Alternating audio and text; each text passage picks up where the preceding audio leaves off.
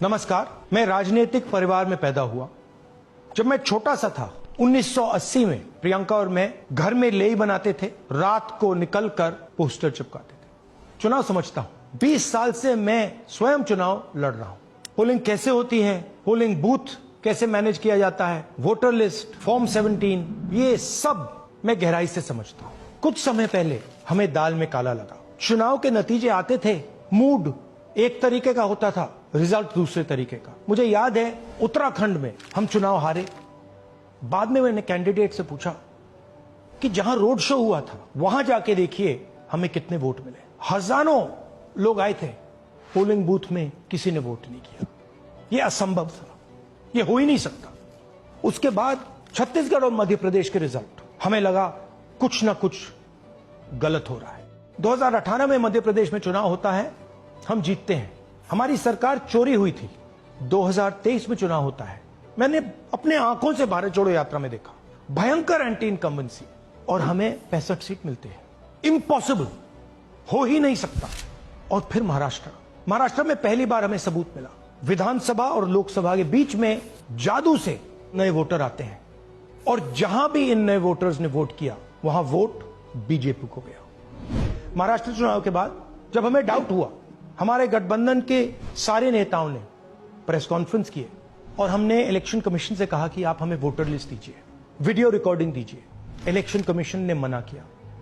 ना उन्होंने हमें वोटर लिस्ट दी और ना उन्होंने वीडियो रिकॉर्डिंग दी। डाउट हुआ, क्यों नहीं दे रहे, क्या कारण है? तो हमारे दिमाग में सवाल उठा, क्या इलेक्शन कमीशन बीजेपी की मदद कर रहा है? क्या इलेक्शन कमीशन ही इलेक्शन को चोरी करवा रहा है? इसके बाद हमने एक टीम सेटअप की और हमने उन्हें कहा कि आप जाइए, एक कंस्टिट्यूएंसी भी जाके ढूंढिए, सच्चाई ढूंढिए, किस प्रकार से चीटिंग की जा रही है, किस प्रकार से यह काम किया जा रहा है और कौन कौन इस काम को कर रहे हैं। सबसे महत्वपूर्ण बात यह है कि इलेक्शन कमीशन डिजिटल डेटा नहीं देता है, फिजिकल डेटा देता है। मतलब लाखों कागज में वोटर लिस्ट दे देगा, मगर डिजिटल वोटर लिस्ट किसी को कभी नहीं देता। क्यों नहीं देता? कारण क्या है? कारण है कि अगर डिजिटल डेटा मिल जाए तो इलेक्शन कमीशन की सच्चाई पूरे देश को पता लग जाए। हमने टीम को बताया, मैंडेट दी कि आप जाके चेक कीजिए, आप 5-7 सीटों पे पता लगाइए कि चीटिंग हुई, और अगर हुई तो कैसे हुई। टीम ने हमें एक दिन बताया कि 5-7 सीटों पे यह काम किया ही नहीं जा सकता। क्यों? मैंने उनसे पूछा क्यों नहीं किया जा सकता। उन्होंने मुझे ये कागज दिखाए। ये जो कागज हैं, ये एक लोकसभा के कागज नहीं है, ये एक विधानसभा के कागज है, और इन कागजों को हमने मैन्युअली सॉर्ट करना पड़ा। और पूरा का पूरा काम जो हुआ है, इसमें 6 महीने लगे हैं, और एक असेंबली सीट में हम ये काम कर पाए हैं। क्यों? क्योंकि डिजिटल डेटा नहीं दिया जाता। अगर इलेक्शन कमीशन ने हमें डिजिटल डेटा दिया होता तो हम ये कार्रवाई पूरे देश में, हर लोकसभा में, हर विधानसभा में 15 मिनट में करके दिखा देते। हमारे पास अनलिमिटेड रिसोर्सेज नहीं है, इसलिए हमने ये रिसर्च सिर्फ एक लोकसभा में, एक विधानसभा सीट में की। मगर मुझमें अब पूरा भरोसा है कि ऐसी 100 से ज्यादा सीटें हैं हिंदुस्तान में। जो यहां हुआ है उन सीटों में भी हुआ है।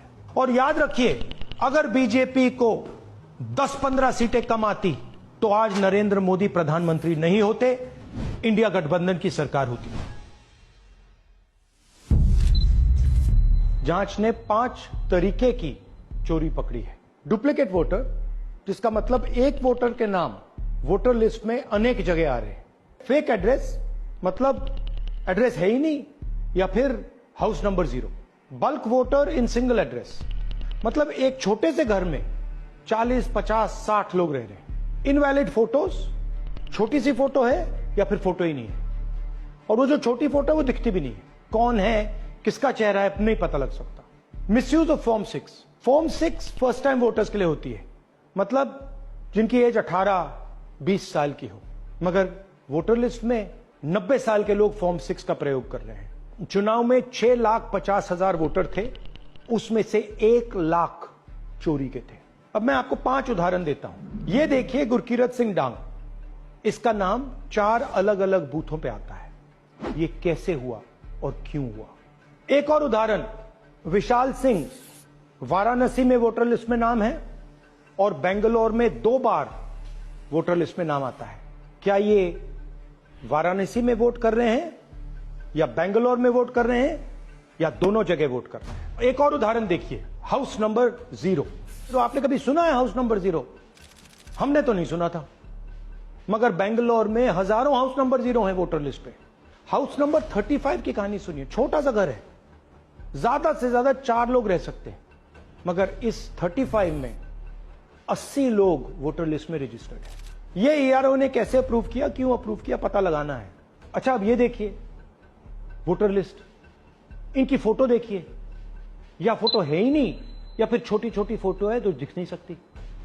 इन वोटर आईडीज पे वोट दिया गया है। अब मैं आपको बताता हूं शकुन रानी की कहानी।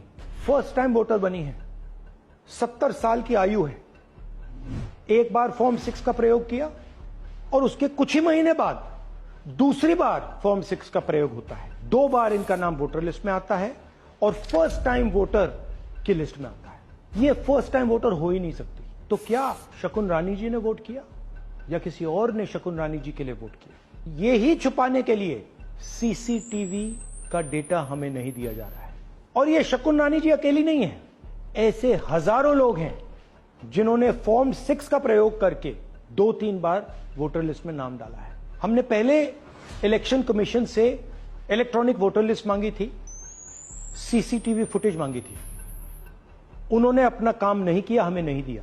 फिर हमने अपना इन्वेस्टिगेशन कराया, आरटीआई भरे और हमारे पास डेटा आया। भाई और बहनों, सच्चाई यह है कि हिंदुस्तान में इलेक्शन कमीशन और बीजेपी मिलकर इलेक्शन चोरी कर रहे हैं। यह पूरा का पूरा सबूत ब्लैक एंड व्हाइट में आज हमने आपको दिया है। इलेक्शन कमीशन जानता है कि हमने उनकी चोरी पकड़ ली है, इसीलिए एसआईआर आया है। यह एसआईआर जो है इंस्टीट्यूशनलाइज चोरी है। इलेक्शन कमीशन खुलकर बिना डरे बीजेपी के साथ मिलकर चोरी कर रहा है। और ये जो एसआईआर है, इसका लक्ष्य गरीबों का जो हक है, उनका वोट जो है, उनसे चोरी करने का है। मैं आपको एक और बात बताना चाहता हूं। इस पूरी इन्वेस्टिगेशन में हमने वोटर एडिशन को देखा है, मगर जितना एडिशन होता है शायद उससे ज्यादा डिलीशन होता है, सब्ट्रैक्शन होता है। तो ये सिर्फ एक मेन तरीका हमने पकड़ा है, दूसरे तरीके पे हमने इन्वेस्टिगेशन की ही नहीं है। मैं इलेक्शन कमीशन और इलेक्शन के ऑफिसर्स को साफ कह रहा हूं, आप जो कर रहे हो गलत कर रहे हो, ये ट्रीजन है, देश के खिलाफ है। ये मत भूलिए, टाइम आएगा हम आपको पकड़ेंगे, बचने वाले नहीं हो। It is critical that we expose voter चोरी।